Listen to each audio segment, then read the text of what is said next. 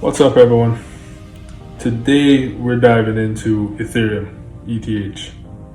So this past week, we've seen some breakout moves, key support test, some surprising volatility. So we're going to be breaking down what's happening behind the scenes, and let's take a look and see what the chart is telling us today. So, as I can see here, from August 21st around up until August 22nd, we have a consolidation zone right here, right? And it was in a tight range between, I would say, 4,180 and 4,250. Volume was relatively low, showing a clear lack of momentum in either direction. So that's an easily identified consolidation zone right there. But then when it came to August 22nd, we got a strong breakout candle, which is this bullish engulfing candle here, pushing ETH up from 4,200 all the way up to 4,400 plus. This was our key bullish breakout, and it came with a noticeable volume spike, hinting whale activity or institutional buying. So, but other than that, post breakout, as you can see here, we have another consolidation zone. As you see the staggering pattern, just this is when you identify consolidating zone. When there's no clear sign of either a breakout or a major dip. It's just a staggered pattern here. So after the breakout, ETH chopped sideways in the 4,450, between 4,450, 4,800 range.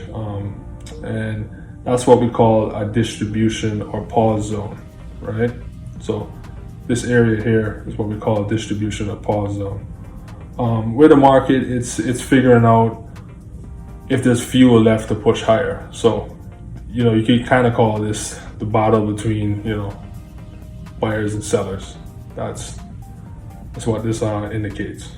If we look a little further, as you see, it topped out at about 4,950, right?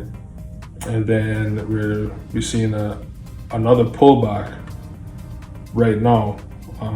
Seeing a pullback from that 4,950 level back down to local support, which is about 4,350. This range right here. This is another local support range, 4,350, 4,400, which is just being retested at this point. So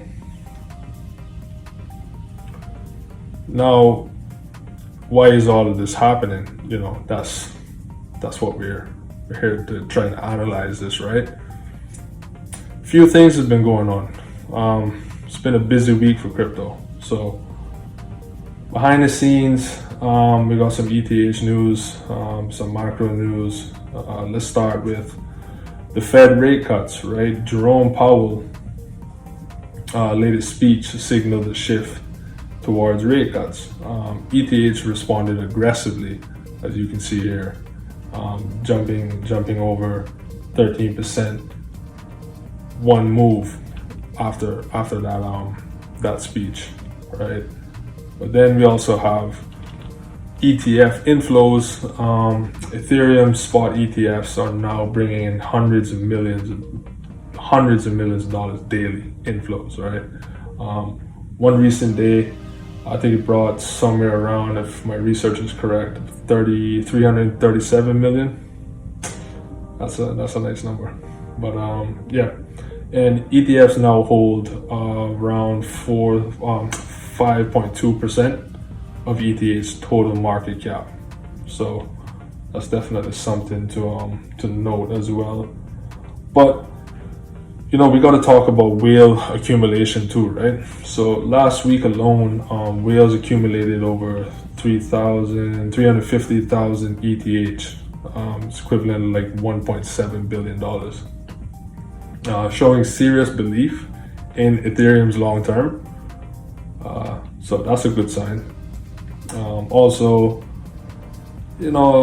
flash crash triggered by BTC whale. A recent sell-off from a whale dumping 24,000 BTC just caused a major crash, dragging down ETH in the process, which explains this whole drop that we're seeing the 25th today. Today is the 25th, so this really explains this major drop that we see with ETH today, because as you know, BTC holds a lot of dominance still. So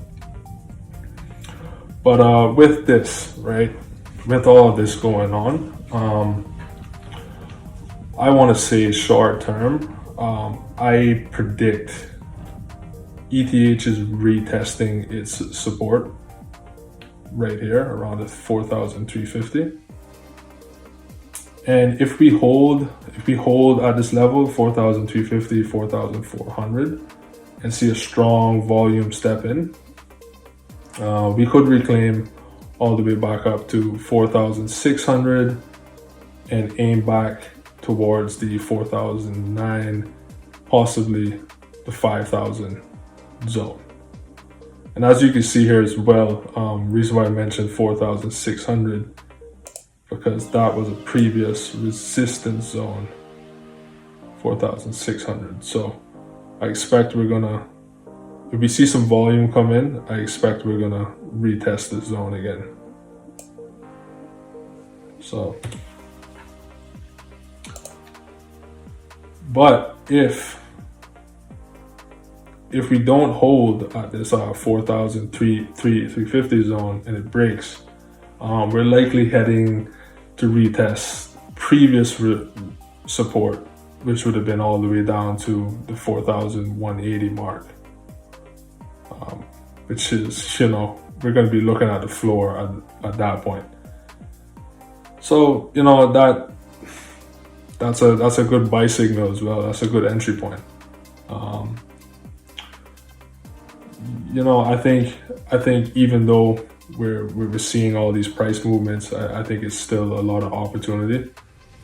Given the strong macro narrative and institutional support, I personally think we're in a buy the dip scenario, especially if we reclaim back up to 4,600 and hold this with some conviction. So, but I would say a pro tip would be to watch these indicators here. Volume spikes, every major move so far has been preceded by a volume spike. So keep an eye on that. And also RSI and the MACD. Our RSI is showing near neutral levels on the 1 hour. On the 1 hour time frame. If it dips into oversold territory, we'll hit back at the 4,200 mark, and then we're between 4,200 upwards of 4,300. That's a great entry zone. That's my advice. I think we're definitely in a buy the dip scenario here. So honestly, with all of this, ETH is in a strong macro trend.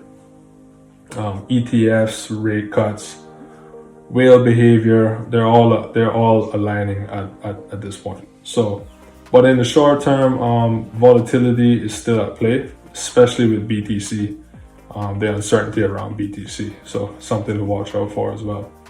Right now, I'm watching for a bounce in this zone, 4,350, 4,200, and aiming to retest straight back up to 4,950 and even upwards of 5,000. So that's your ETH update. Stay sharp, stay bullish. Let me know what you think in the comments, where you think ETH is headed this week. And don't forget to like, drop a sub, and follow Bullish Nerd for more updates and crypto news.